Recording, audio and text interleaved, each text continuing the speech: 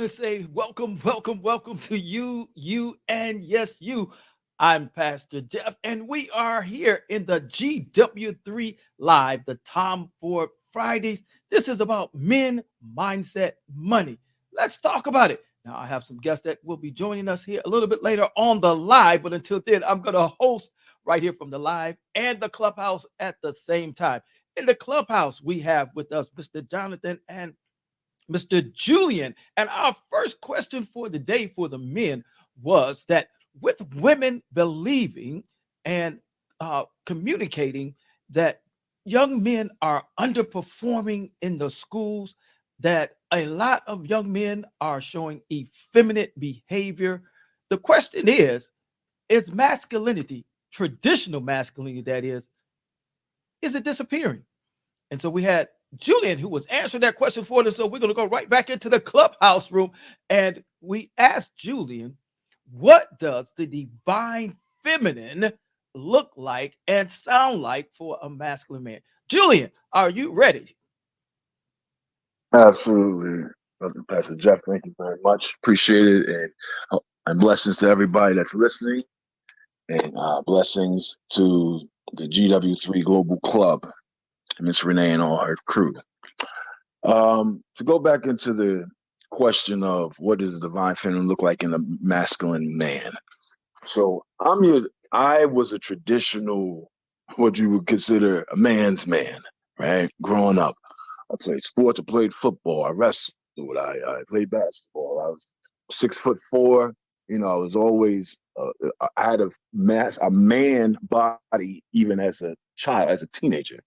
So I was always pushed into the arena of toughness and don't show your emotions. Don't be vulnerable. Don't do a lot of don't do's because that doesn't make you a man. And and conquering and conquest of these women, whether it be physically or just the vanity part of them wanting you, you know. So I had to evolve from that space. I'm still a man. I'm still a divine man, but I had to allow the divine feminine to come, and I had to embrace it, which is being vulnerable about my thoughts, about my emotions, as far as communicating and effectively. Uh, I had to, learn to. It's let me learn how to nurture and cherish and focus on a singular woman, which is my wife, and really understand her values, her wants, her desires, and how I can best be suitable for her, which then help me also be best suitable for society at large. It is you allow that creative and that nurturing energy and force in you to rise up and understand the connectivity to everyone else and really wanting to show and share love with people from a spiritual and a mental place. And I'll yield right there for now. All right. One more question for you before we go to the next gentleman. For those who may not understand the terminology, can you define for us what is the divine feminine when it comes to a man? Well, for me, the divine feminine is simply um, it's just a polar. It's so you got poles. You got positive, negative. You got yin and yang. So you got man, divine masculine, divine feminine, and so what that means to me, it's more of a spiritual concept, right? It's a counterpart to what we would see as what's patriarchal or masculine structures would be. Um, it's just the balance. It just brings that balance of what we look as patriarchal and look at the matriarchal. So you have your mother, you have your that motherly, nurturing, loving womb component of what brings life and births life. So like with things that we're doing, and I'm able to do in my life now, I'm able to manifest it a lot easier once I, versus just the creative seed in my mind and being able to speak and do things like that, I'm able to actually birth things into reality. And I know that might be a little more going deeper, but that's what it is. So, Julian, what I hear you saying is that the divine feminine and the divine masculine are about the totality or the wholeness of a creation. And from my perspective, that's the creator is the God of Abraham, Isaac, and Jacob. And so that we have both men and women have a divine masculine, a divine feminine, but it is expressed from the man's perspective is defined sometimes or defined as what is known as emotional intelligence. Is that what I hear you saying? That's partially it, yes. And the other part is even we look at it from the God of Abraham, Isaac, and Jacob. So we're taught that, about the Father and the Son and Holy Spirit, right? It's the Trinity. So you got a father and a son. You can't have a son without a mother. You understand? So the Holy Spirit is the mother, is the Amma, while the father is the Abba. So you got the knowledge, the wisdom, and understanding. So the mother, the feminine, divine feminine, is the wisdom. And as we come into our understanding, we are the understanding, of the Trinity, each of every one of us. But you have to come into that understand. So now you have a protection that you are under, that you're standing strong on because you have that relationship. And I think a lot of times that part is missing. But now that it's being revealed and the veil is being stripped off, now we all have the opportunity to walk in our fullness and our purpose. Well, thank you, Julian. We're going to come back to you. We're going to go to Mr. Jonathan. Jonathan, are you with us?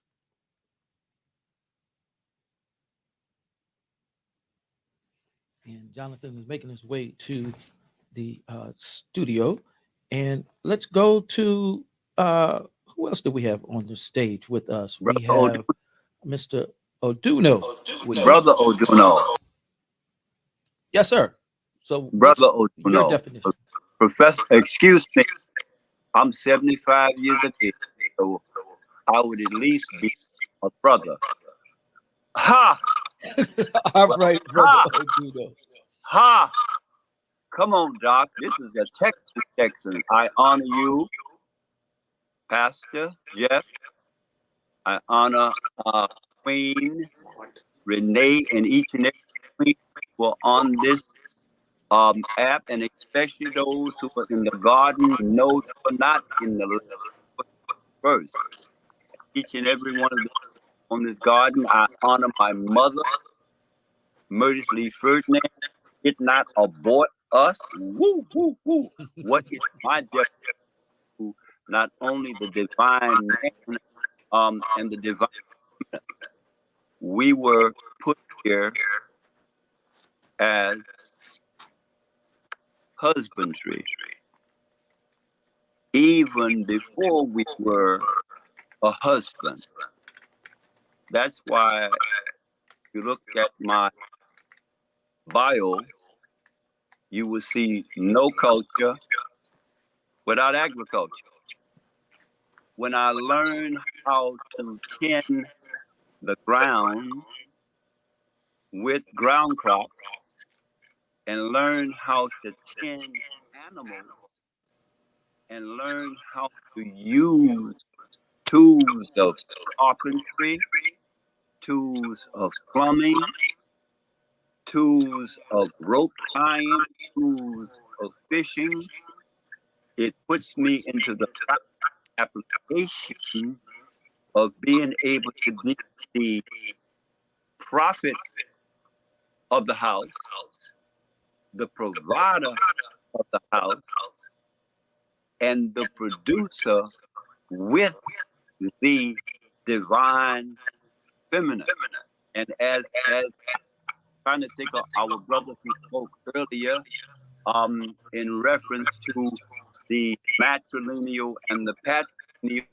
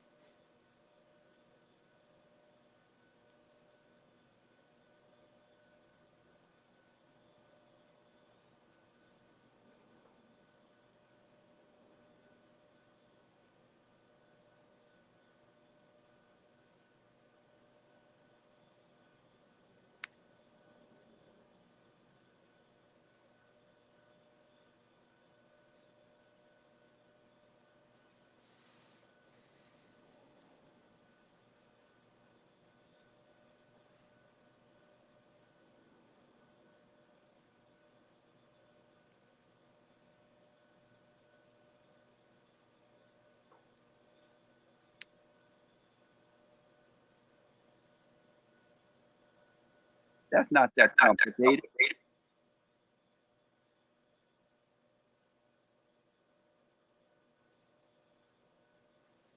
Most of us, unless something happens that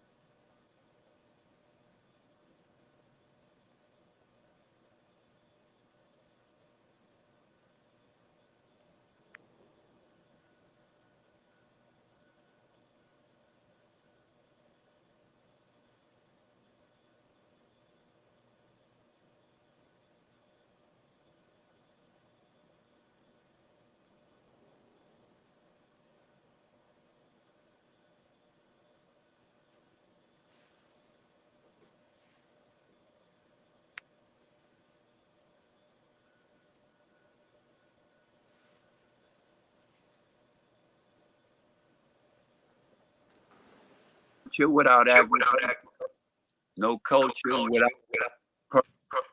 culture. That's a good Brother, point. I forgot, because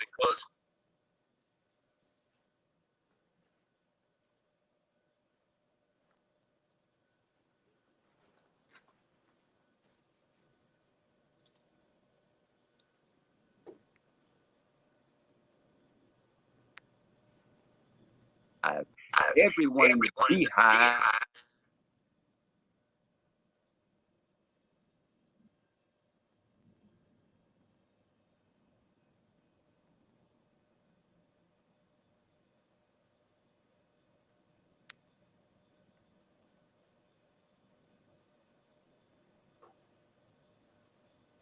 be unto you.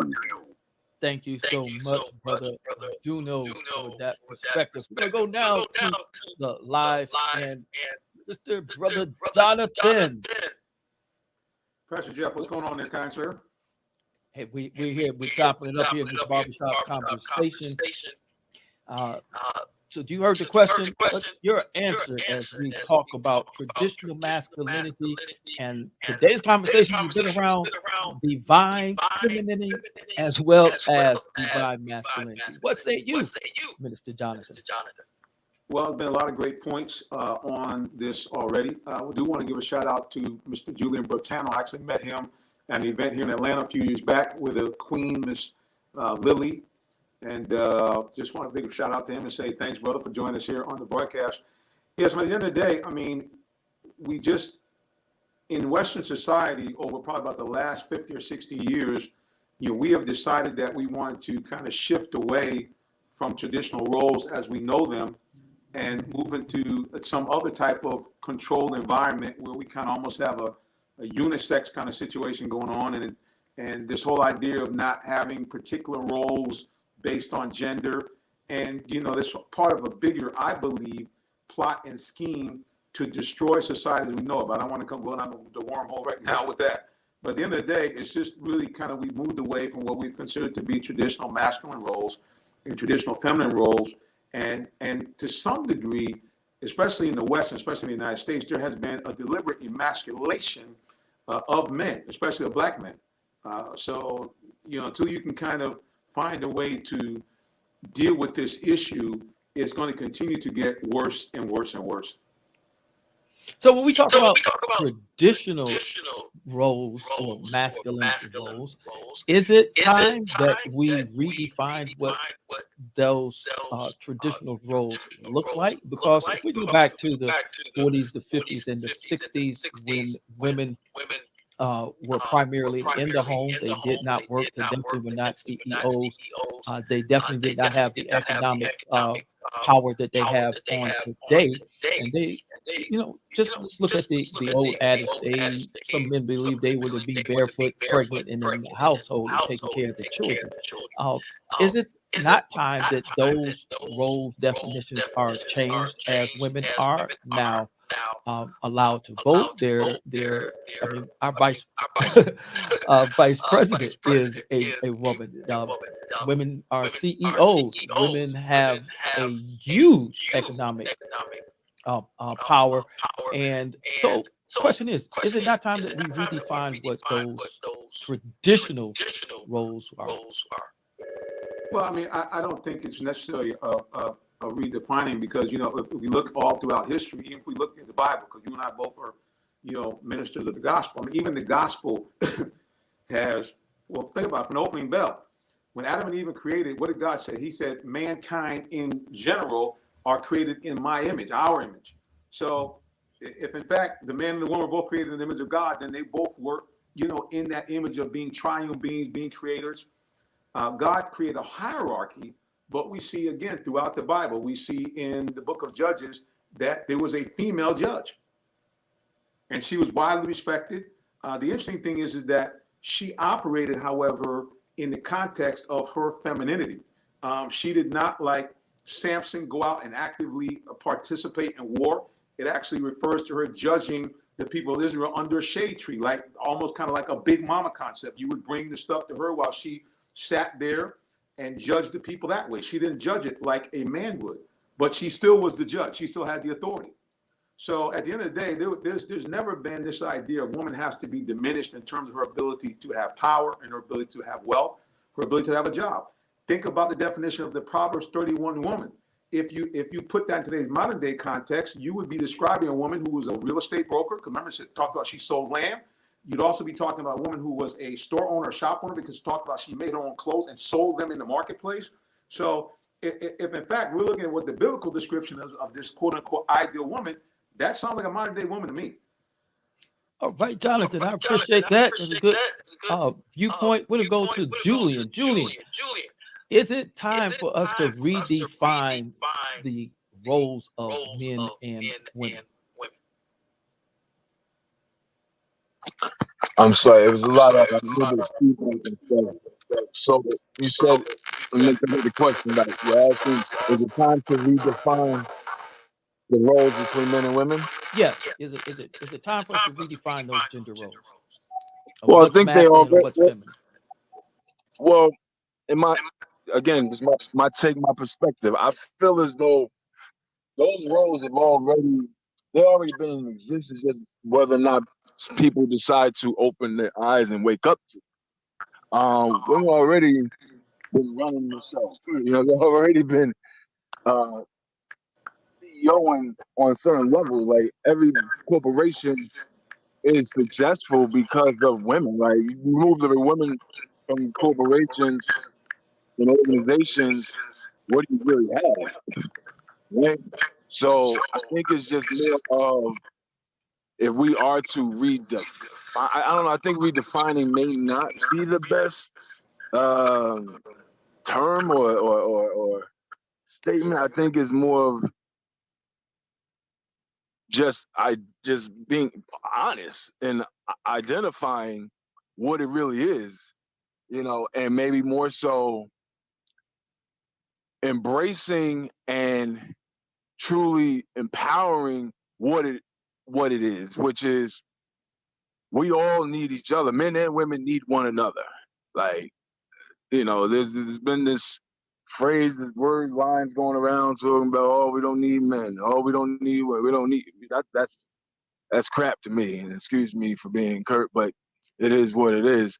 Uh, Based on the order of things, as far as it needs to be both, the balance. I think we can really define the balance. That's what we need to define, that balance, as far as um, whatever the situation is. And I'll give you a prime example. So again, in a relationship with my wife and I, we built a life together, right? We create a lifestyle. I don't have a job; she doesn't have a job. We have a lifestyle together because because I take the time to learn her desires and what she's looking to do, and she knows mine. And so every decision that we make together, and this doesn't have to be a romantic, a couple type relationship. It was just with men and women, just hearing each other out, and then knowing that every decision and choice that you make, you have the opportunity to be inclusive of somebody else's thought processes, right?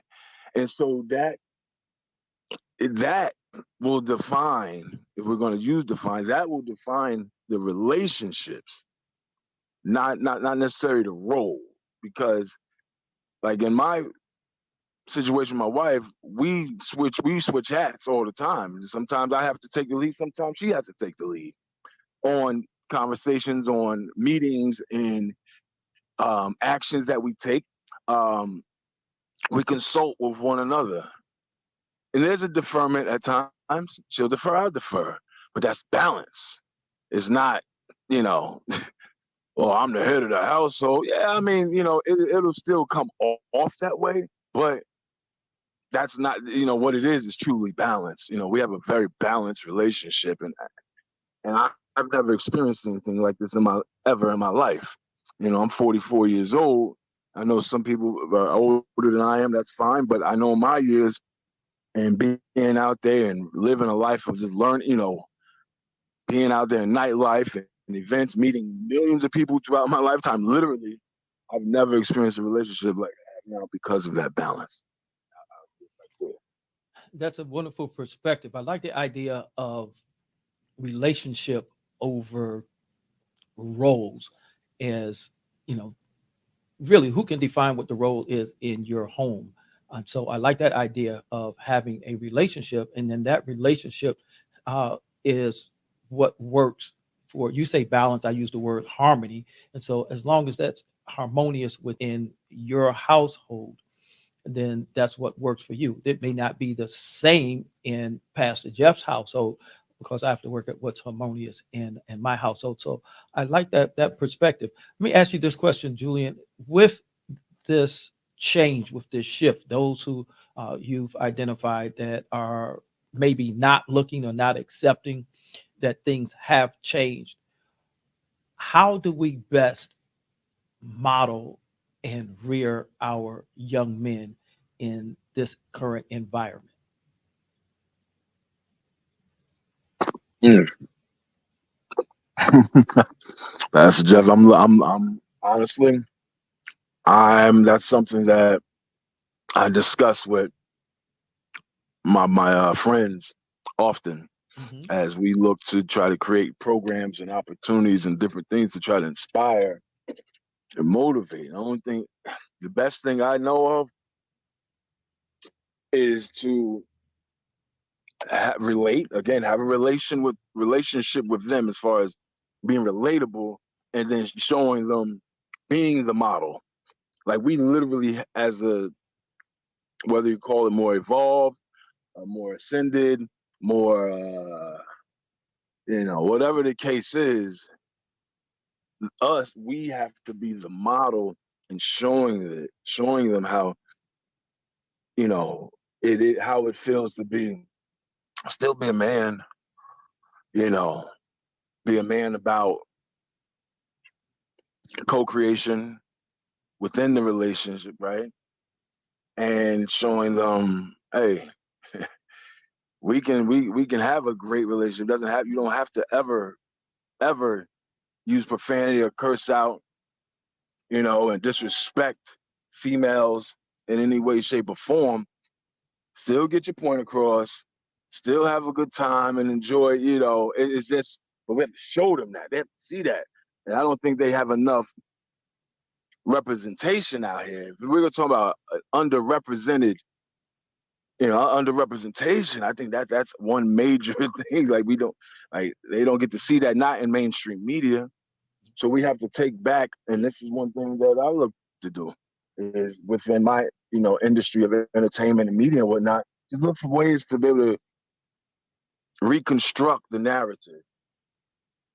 And as architects, because we are architects, we have the ability to construct a new standard, a specific standard. So those are some of the things I believe we can do. I like that. I want to come back to that idea of reconstructing a new standard. I want to go to Brother Jonathan, if he's available, and ask him the same question. Are you available, Brother Jonathan? If not, then we're going to go to Brother Oduno and ask him the same question as far as the modeling for our children. Are you with us?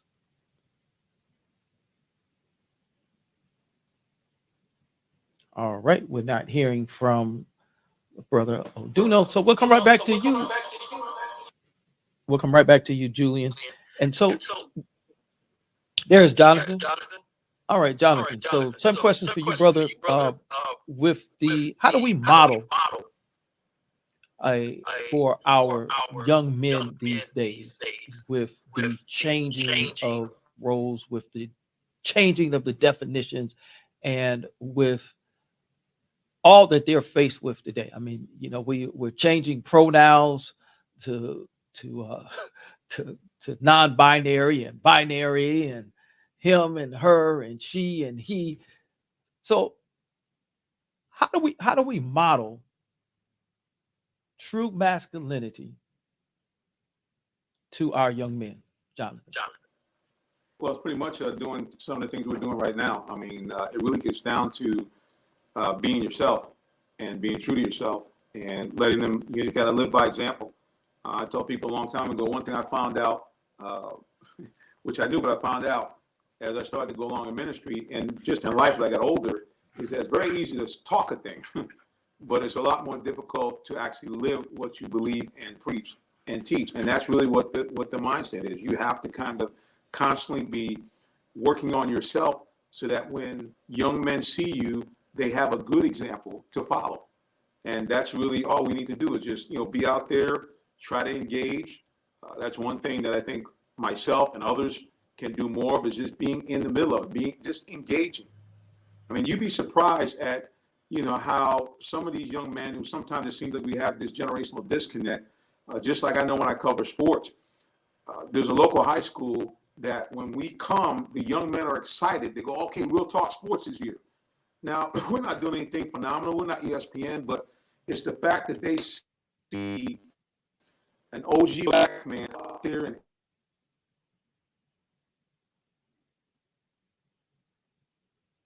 seems that, Jonathan, we may be having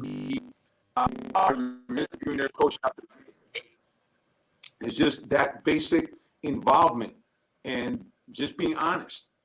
And, showing sometimes that, hey, you have faults. There's sometimes I bring the show on, the mic goes off or we lose connection, but we don't get riled. We make a joke about it. We come back on and we let the young men see that, hey, even though you might have a stumble, even though you have a mistake, it's a matter of just keeping things going and just keeping moving, because life sometimes is difficult. But if you don't quit and you keep moving, then you'll be successful in whatever you're in.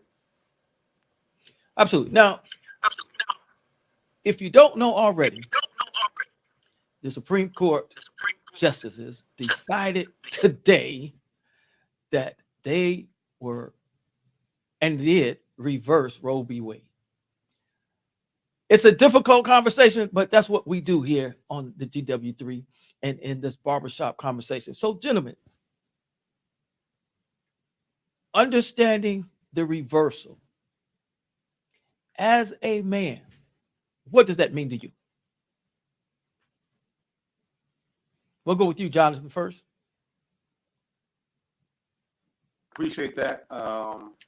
Certainly, when we look at this, it is something that is overdue, I think, because I think that really most of the abortions that we've had since Roe v. Wade have not been an issue of it was originally created, which was, women maybe suffering from a rape, maybe women suffering from some type of sexual attack, someone who was in some type of physical danger that if they had to birth, their life might be at severe risk.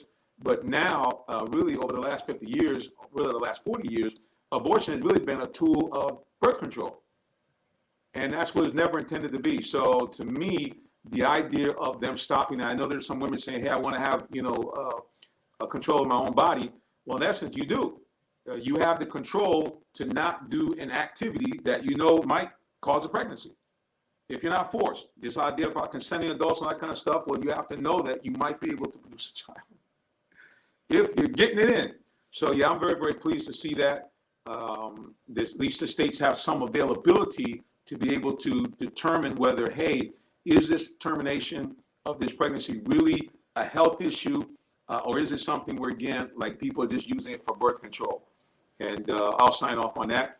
Again, brother, I'll try to pick you back up on the clubhouse section, but I have to get back to work.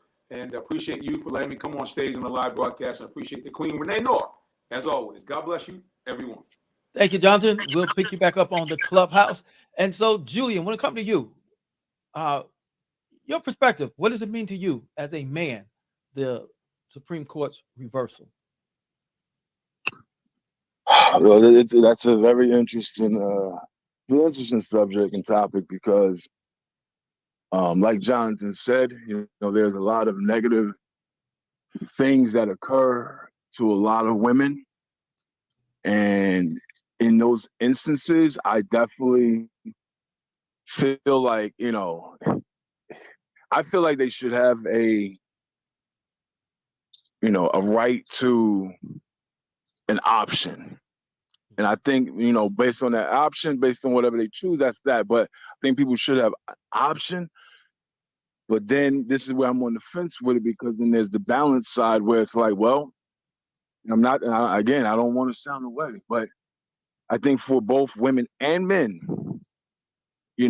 because men kind of go to that too. First thing, they're having, relationships and sex with, random women and impregnating them, and they just say, hey, take this $300-$400, here, go handle that. Like, whoa. Like I think it brings some accountability. I think hopefully people, will still have some options, but then I also hope that they can also realize and really factor in what they're doing and take that necessary time and thought process of who they're laying down with, and we ain't even talking about the what people would consider and factor in as sinful, being out of wedlock, this and that. We're just talking just on a humanistic level where people can easily grasp and ascribe to it. Pay attention to who you're laying down with, And I think that it may force people to think about that a little bit more, so that way who you are, have potential to procreate with. But again, that's why I said it's like a balancing act here with me from my perspective, because there are circumstances where it's like that wasn't cool, rape and the things that's different. Those type of activities, I think there should be some type of measures in there in those cases. But everything else where people are just recklessly, randomly just doing whatever, I think it goes both ways, not just on the women, but on the men too. So that's my thoughts. That's a good point, Julian. As you spoke about it, as well as Jonathan spoke about it, I heard the issue of morality. So is this forced morality? Do you believe the decision is forced morality? Is that we are going to force on those, whether they subscribe to your religious beliefs or not, we're going to force on you our religious beliefs, and that is that abortion is wrong? Or what is it?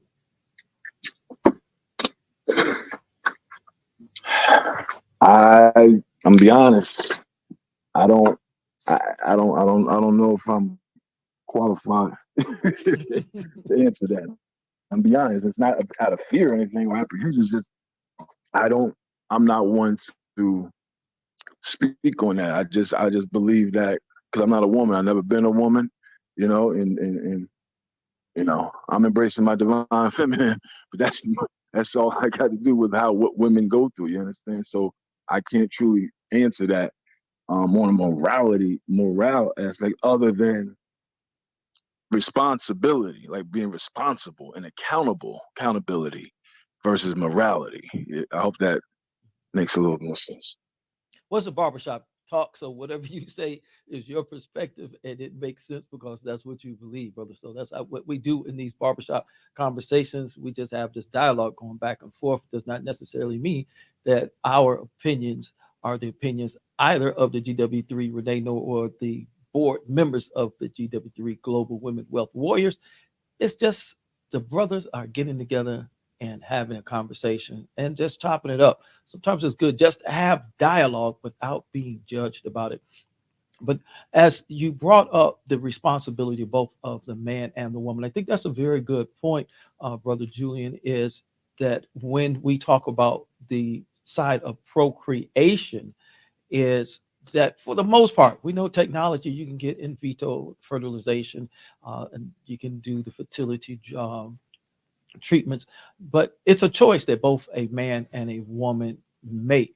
And that choice comes with some consequences. But then we also flip the coin on the other side. What about those pregnancies that endanger the woman, or the fetus has died inside already and needs to be taken? What about the cases of rape in those other areas where it's a real danger to the woman? Did we just lump them in the boat of it's illegal, or do we have work at some type of or to work getting some type of legislation passed that draws a line at some point so that it covers those ladies who it became a medical choice, a choice of life in order to have an abortion? What do you think about that, brother? I believe that there should be some type of legislation in motion. There should be some type of because every situation is different. Just like if somebody was commit a crime, somebody was go out and get into a fight. You got assault, simple assault. You got different degrees. You got manslaughter, first, second, third degree, first, second, third degree murders, first. There's levels to an act. So every action has a reaction, right? Cause and effect. So in those situations, yeah, it should be some. It should be something to say, okay, this was the uh, circumstance of the situation. And I mean, I know it's going to go deep into that because now you have to have proof. You have to prove that this was the case. Now that's in rape, so for instance, now you got to go through a trial. Somebody got to be convicted and found guilty. Then you take it to the next level. Hopefully, it don't take too long. Now the baby here. You see what I'm saying? Like that's the gray area that comes into play here. So again, I'm not a lawyer. I'm not anybody in you know the system like that handles that. But I definitely feel as though there should be like I said before, some measures put into place that protect that side of things for the women, because different things happen. Like you said, stillbirth, this and that, um, and then you know, even you got situations where, let's say, the two people didn't know all their history and health wise, and then you got the certain components that create imbalances in the embryo, in the feed the baby, to where now they have a birth defect, and they know that this baby is going to be born a certain way, and there's going to be challenges with that. And I'm speaking from my brother. He was born cerebral palsy. All his life he was lived a certain way. He just passed on the second. I'm not looking for any sympathy, anything like that, but I'm just sharing that I'm speaking from experiences. My mother didn't know, the baby's gonna be born like that. Right. So, and situations happen like that. So now what? People might not know what they get themselves into with that type of life. And so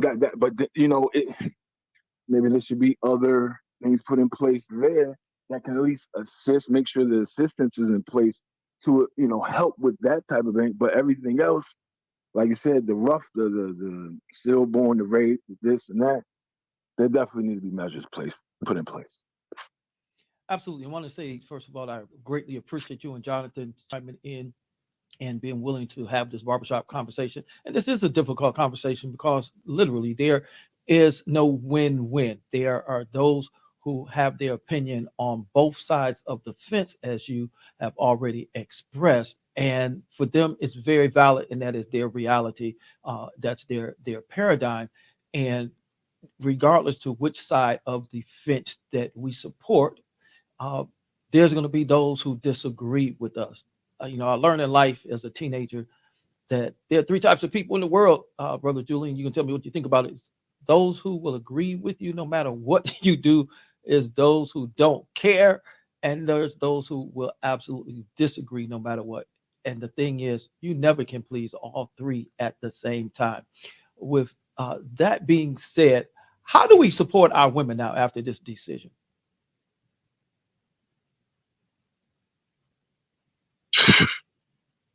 The same way we can support them right now, been supporting, or we've been supporting them, is we need to listen. As men, we just gotta listen because we don't know. We can speculate, be speculative and assumptive and presumptive all day on whatever a person relates to, whatever hashtag. But at the end of the day, you just gotta listen and just ask how we can be supportive. I'm not going to insert yeah, there's things I could do. I can speak on behalf to other men, but first, in order to know what the heck I'm speaking about, to them about, I got to first listen to see what is needed, right? I can't, if I'm a doctor or something, or a nurse or LP or whatever, I can't go get somebody some help if I don't hear them out in uh, triage or intake rather. What's happened? What's the matter with you? What's going on? Where you at? Okay. You know what I'm saying? And then you go speak with somebody else that says, okay, based on these symptoms and this and that, what does this typically looks like? Now we have options. Now, okay, now let's see what's best. Then I can go forth and present. But I can't just go, you just show up, or just me knowing that this is a blanket situation. Well, I'm just going to go and offer my own and help. Shit, I don't know how to help. I got to first listen, right? I think that's a very good point, Julian, that this is definitely not one of those issues that it's one size fits all or there's one right answer, because every woman who's decided or did not decide to have an abortion, every woman who decided that she had or did not have the right to her own body, it's an individual decision. And with that being an individual decision, that no matter what conversation, we can have this conversation until this time next week, and we will not come to a general consensus. But the fact is that it is a reality. The ruling has been overturned. There will be legislation that will follow, and there are women already. Matter of fact, it was those who were protesting on both sides of the fence, those who still support Planned Parenthood, and for those who know that Planned Parenthood started with Margaret Sanger, who was a eugenicist and was primarily put in low uh, income economic areas of those who were disadvantaged, pretty much people of color, Hispanics, and those who were of a lower economic social status. And so when we take all of that in consideration of where we are today, I heard you say that we as men, we just need to listen. And that's something that, uh, for the most part, we can all do better. The ladies can listen to the men, and I love it that Renee Noor has allowed us to have this opportunity on Fridays where we have these barbershop conversations with just the men without being interrupted, and we're not judged. We're able just to talk, come out of our man caves and express our divine feminine to be able to exercise our emotional intelligence. And so I appreciate that idea. Uh, Jonathan, are you back with us in the clubhouse?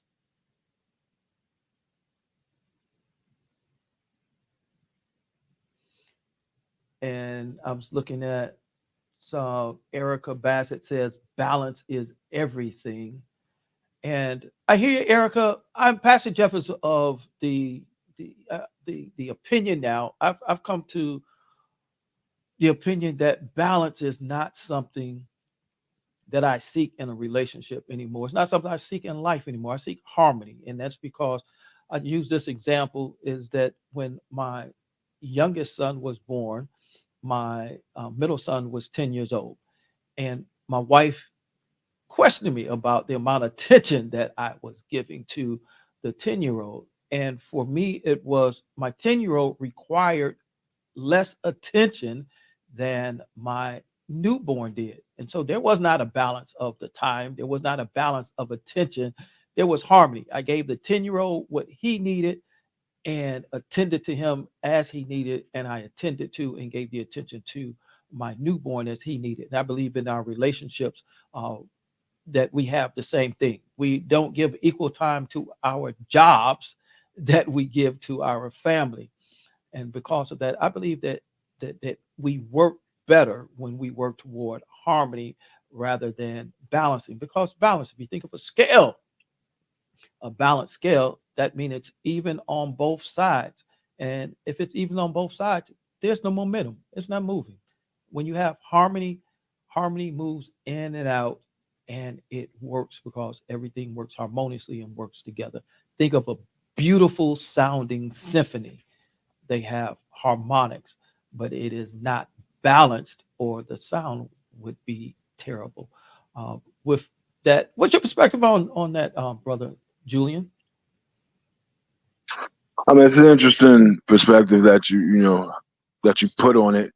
Um, when I as I was, so I think harmony is good. I'm a musician, so I totally get it. I get the analogy and and whatnot. So when you know, as I'm speaking, as I speak on balance, I like to look at it as tools, right?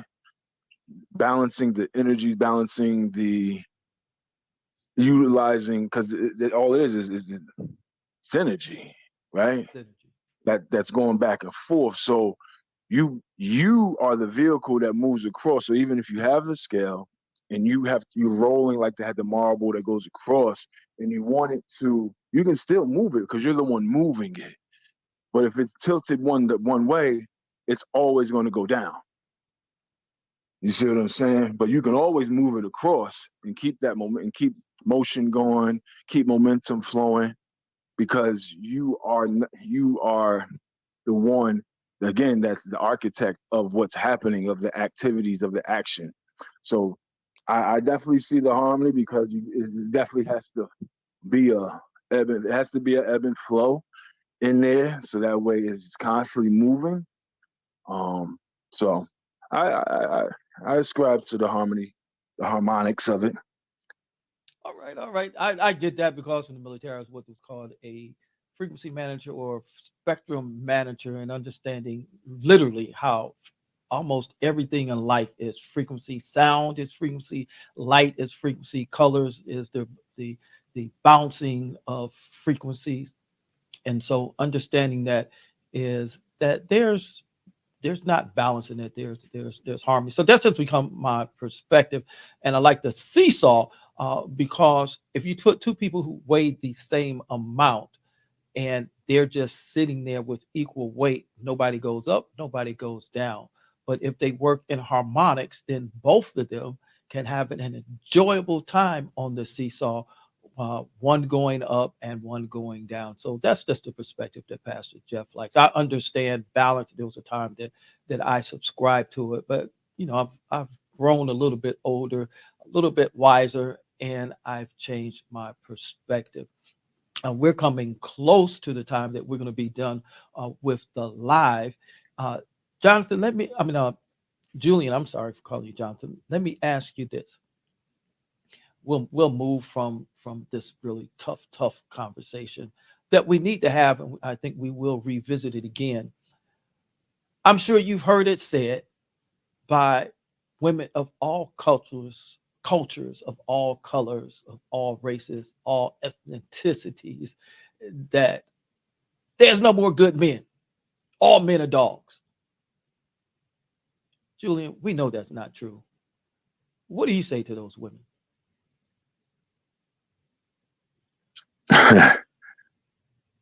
I would say just be mindful, be mindful of where you spending your time, who you spend your time around, because, and I hear a lot of crazy statements that when I say crazy, it's not saying that the women are crazy for saying it. It's the craziness is that there are actually men out here that are doing these acts and exemplifying this type of behavior. Like where, and so it's like, well, where are these guys? Where are y'all meeting these guys? Because I don't, none of my friends act like that. So it's like, wow, like I'm sorry that y'all are dealing with these type of guys and these dudes out here, because that's crazy. And as a male part of the species, on behalf of the rest, like, no, please believe that there are some awesome guys out here that really have, good intentions. They understand values. They understand reciprocity. They understand harmony, right? They, that you can really trust and entrust your emotions and yourself with, without feeling like you got to be victimized or have to put up these guards and gates, because at the end of the day, nobody, male or female, want to have to be on guard all the time. That's crazy. That's crazy. That's insane. Is what that is. So I would just say, just watch who you're around. Watch because you attract what you project. A lot of times. And again, Do me a favor. Do me a favor, Julian. Say that one more time. I think we need to hear what you just said at least one more time for the people in the back who didn't hear it. Say that one more time, please. well, that you attract what you project. Yes, yes.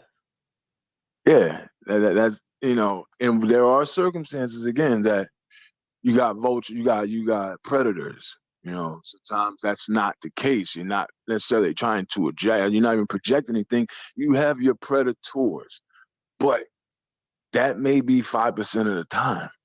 A lot of times, what you come and walk into a room with is real. It goes before you. It's your intentions and your thought process and your mindset is your forerunner of for you. So before you even get to a space, it has already went ahead of you and it's already set the tone, right? So by the time you get there, people don't even know why, unbeknownst to them, subconsciously, subliminally, they it's something that triggers them and they look at you and they come a certain way. And it's like, no, because when you walk into a room, you walk with your knowing that this is who I am, and I'm not accepting anything less. And you know that feeling because you've seen that, like, that's not the person to mess with, or that's not how they may seem unapproachable. Well, that's because they came with that presence of mind that, nah, you gonna come to me, you're gonna come correct. You're gonna know how to come correct. You ain't gonna come with the games. You're gonna come straight forward because you know I'm gonna tear you apart. It respectfully, of course.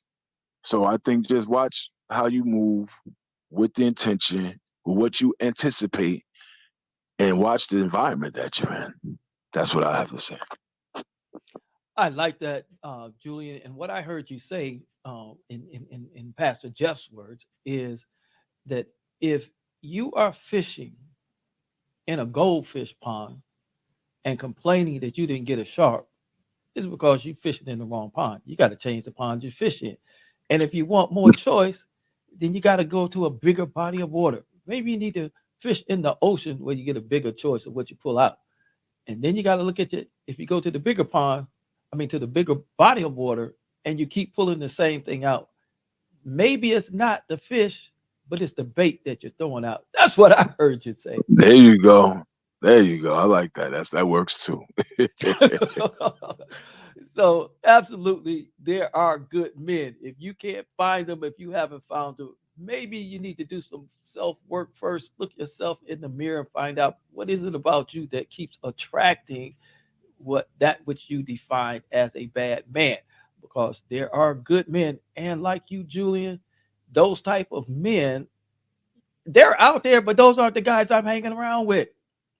So maybe we need to change our environment and change our perspective. Pastor Jeff would absolutely say to the ladies before we come off of the live is this: whatever you project with your mouth, whatever you proclaim, whatever you pronounce, whatever you declare, when you open your mouth and send those frequency waves of energy out, that's what's going to return to you. So if you declare there are no good men and you can't find any, then you absolutely are not going to find any. So change your narrative. Begin to speak those things that are not. Speak to the man or the woman, men, that you desire. Speak that they are there. You with the attributes that you want in them, and that you will find them.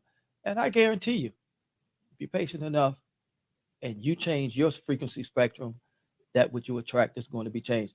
We're going to be taking this right back to the clubhouse, and I have another question on there, and we're going to ask if those who are watching us live and who are not on the clubhouse, come to the clubhouse, because our next question for the men is going to be, what word of advice would they give to their daughters, whether they have one or not? What word of advice would they give to their daughters about dating men?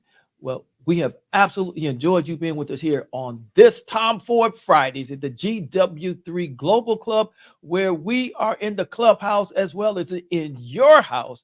And we invite you to come and tune in with us again, the same GW3 time on next Friday. We'll be in the clubhouse at 12 o'clock. We'll go live with the men at 12:30. And we've already got some guests lined up on next week.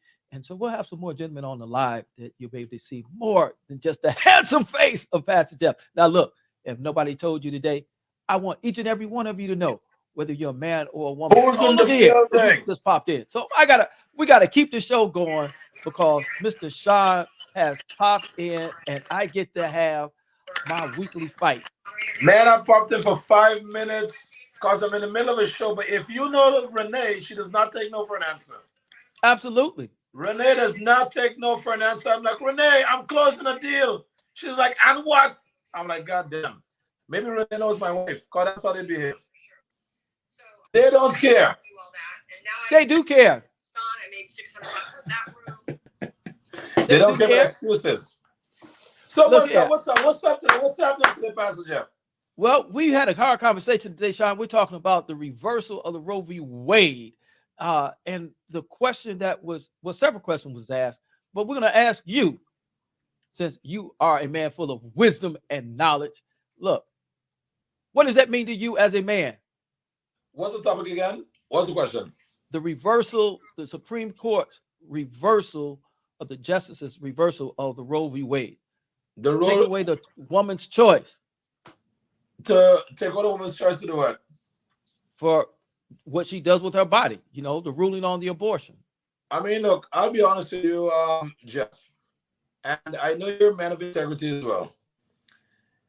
There's no law that can stop you from being moral. There is no decision by any court that's going to stop you from being a moral individual. So I would say if we tap into our morality and we keep spreading the message of being moral, we can make all their decisions obsolete. What do you say to that? Well, the question for me, Sean, is do we have the right to force our morality? Absolutely not. What Pastor Jeff believes is what Pastor Jeff believes. What Sean believes is what Sean believes. And there's consequences. This is what I believe, that there's a consequence for every choice that we make. I believe that the God that I serve gives us the right to choice. And if he That is gives us correct. choice, then who has the right to take that choice away from us? Now, with that being said, there's a consequence for every choice that we make. And then we just have to deal with those consequences. But, there was a time that I went along with, and I won't get into the politics of it. I looked at the morality of it, and I would vote based off of one issue. And then I came to the realization that that was crazy for me to vote off of one issue because it fit within my moral compass. So I stopped voting based off of one issue. I'm no longer a one issue voter. I look at the entire ballot. I look at the positions of everyone that I'm voting for, and then I vote for what I believe is the best choice based off, and not for me, but the best choice for our country. Because some folks only want to vote what's best for them. That's not That's a team right. player. And I know you know all about team players. What say you? That's right.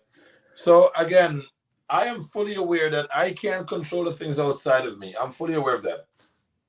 I'm also fully aware that I have absolute control over the things that's taking place within me.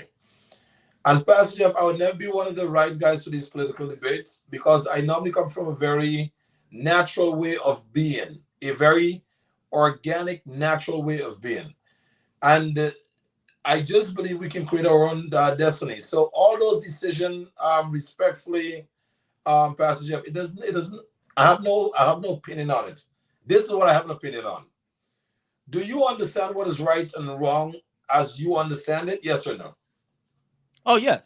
Do you think if you keep sharing your vision and your godlike views of others, do you think more individuals will come into alignment of quote unquote what we perceive to be right or wrong?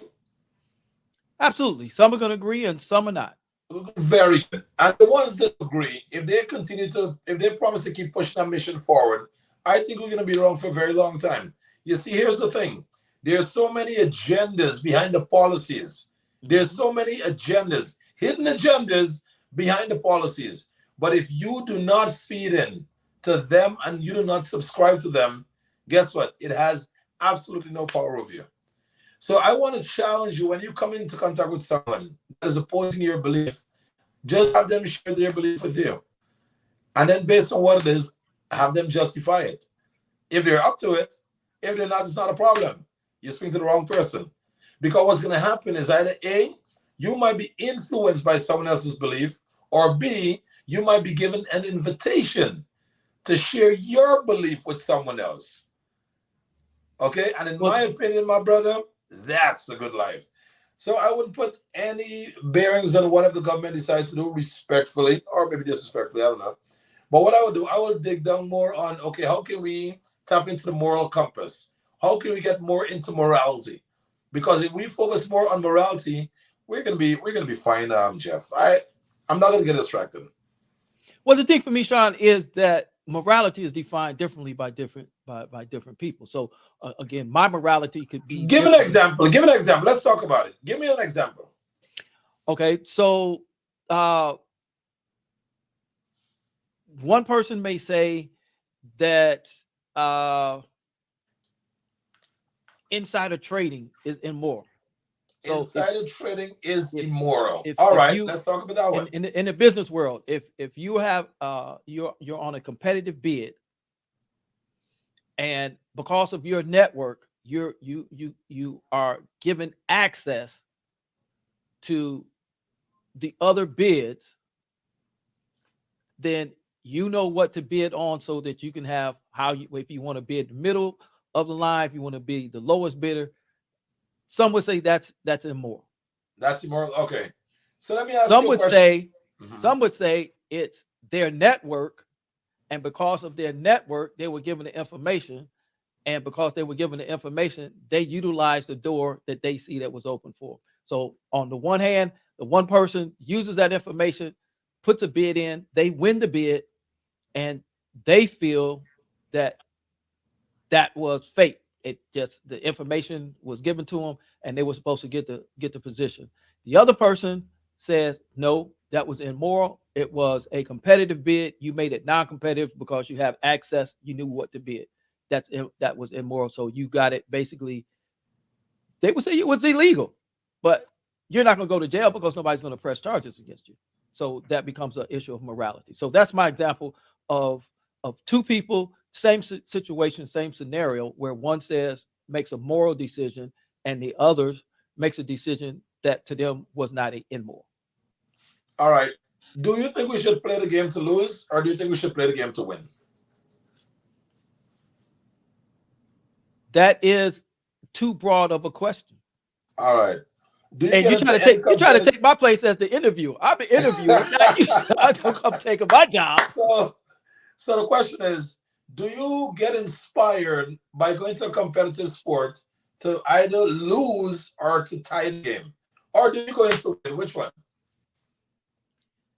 John, the question is, for me to answer is, on that one, is if I'm getting paid to win, then my job is to win. If it's my son playing a sport for socialization, for exposure, it's not always winning the game isn't always what's important. Winning the game is not what's always important. All right, I'm listening. I'm trying to toss this square in my buckets of circles. So I don't know, Pastor Jeff. Yes, sir. Yeah, who's that? Let me see. I'm liking that voice Julian. Already. Who's that? Anyone that's brother Julian. Jeff, let him in the room. This is Julian Bertano. Go ahead, Who's Julian. How you doing, Sean? What's up, my brother? Hey, how you doing, man?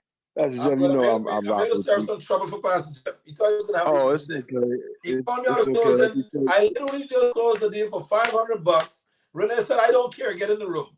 And there's more money to be made. She said, "I don't care, get in the room." That's what you get for having a woman next to you. They're irrational, and that's why Pastor Jeff don't let them speak on Monday. Okay, on Friday. Sean, hold on for a second. I want to hear what Julian wanted to say. Go ahead, Julian. No, you know I rock with you, Pastor Jeff. You bring up your perspective, and I look at it. I remove myself, and I say, you know what? That's a good take. It's a good. But here's the deal.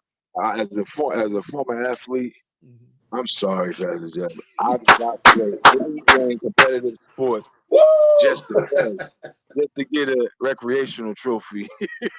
I play to win. That doesn't necessarily mean cheat. You understand? I don't play dirty, but I'm play very aggressive, and I'm gonna use the weaknesses of my opponent to take it the upper hand and get the advantage. So I'm playing to win the game at the end of the day, but I will play clean, if that makes sense. Moral, legal, and ethical. It makes a lot of sense, Julian. And from my perspective, it makes good sense for you because of your position. So when Sean asked me as my position, for me, I love playing basketball, but I've not played basketball competitively. And so for me, I want to win the game, but it's not always about winning games. Sometimes I just want to exercise. Sometimes I just want some practice. Go to the gym. Sometimes I just want socialization.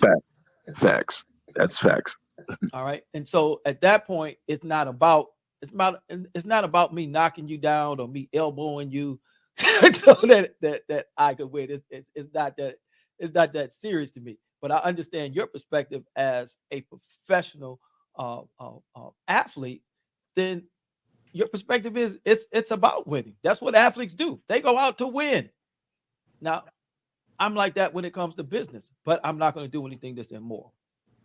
All right, so just so you guys Brother to know, Tyrone, I'm pretty sure we all agree on moral, legal, and ethical. So let's step out of those bunks, guys. So competitive guy, talk your SHYT. Moral, legal, and ethical. Pastor Jeff's not getting us on that one, so he can't toss in that one to us. Yeah, let's get Tyrone, man, and then I want to take it back to the original question, Sean, which is we're looking at this as it relates to the Supreme Court's decision on Roe v. Wade. So, Brother Tyrone, you want to chime in? Hey, well, good morning, gentlemen. Good morning, Renee, everybody. I actually came into the room a little bit late. I did pick up where you guys were talking about. I think Pastor Jeff was speaking on a person's body. And him voting, one decision. He used to be a person that made his decision based off of one topic that maybe whoever was the candidate was speaking on, but actually he got wisdom, kind of sound like a little bit like Christ right there. He grew in stature, grew in wisdom. So we all grow in wisdom. But to answer the last question, this is how I sum it up. I play to win. I don't pray just to pray. I pray for results. I don't eat just to eat. I eat for health. I don't do anything just to do it. I do it for results. So at the end of the day, it sounds broad, but really in my mind, whatever it is that I'm doing it for excellence. I'm not doing it just to do it. I'll close with this. I don't know whether or not to answer the question, but I know it's something we can go into a long discussion about. It's kind of broad, but you have to really narrow things down. That's what I've learned. If you give people an inch, they'll turn it into a yard, and they'll run anywhere in between their yards. So you gotta narrow it down. What exactly are you talking about? Then that's where you get the answer. But I'll say this in closing, and I know Pastor Jeff said he want to get back to the original question. I was listening to Magic Johnson speak, and Magic was saying how when he first, was playing basketball, people would come to him and, Magic, can you help me with this and help me with that? I've had that. People come to me, hey, man, my lights just got turned off. I got this business idea. Can you help me here, help me there? And, I used to go with it, and but just like Magic and just like Pastor Jeff said, he became wiser. He gained wisdom.